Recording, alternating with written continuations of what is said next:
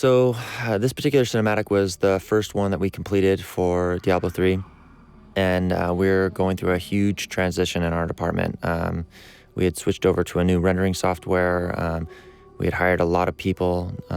Blizzard was growing at the time, and so we had our work cut out for us, and we got bloodied on this cinematic. I think this was definitely in production longer than any of the others. But what we learned from it was to, get our assets and, our look locked down, before we move forward. Yeah, it paved the way for a lot of the other cinematics and gave us a chance to try out some of the new techniques that we had to play with. And in that way, it really paid off. Leah, at the time, she was an asset that was built for the Diablo trailer a few years back. And, we had to dust her off and take a look at her and see what we needed to do. And once we put her into our new pipeline, she just broke. And a few of the guys kind of stowed away, had a lot of iterations to get her where she is today. The throne room was interesting for us.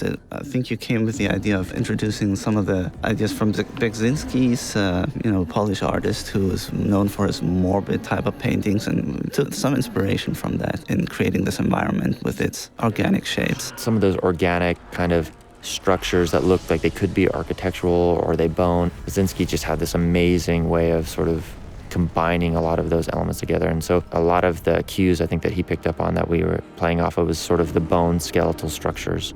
What I really enjoy about this section here is Asmodean is one of my favorites right here. Just the massiveness of him and the grossness of his, obesity there. It's just a lot of fun for me to watch. Yeah, well, most of us are big monster fans, and anytime we get an opportunity to put one of these baddies into a scene is a lot of fun. One thing we're doing here every now and then you might notice is that we're actually making the camera a little bit of a theme, in that we're using things like lens dust as a compositional element and to just kind of get the viewer into the world a little bit more. Early on, we switched over and we started doing motion captured cameras, similar to some of the feature films that are being done today. And it just gave us the freedom to explore shots, specifically this one, this big crowd sequence. I was able to walk through the whole scene with this camera and see through the lens as if I was actually on set.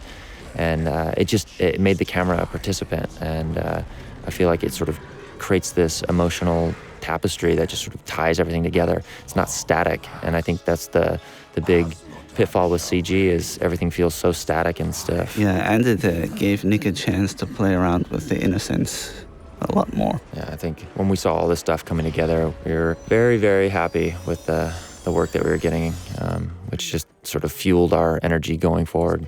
This was the first time I think we had got Tyrael out into production, and so we learned a lot of hard lessons and what to do and what not to do, but I think it came up together.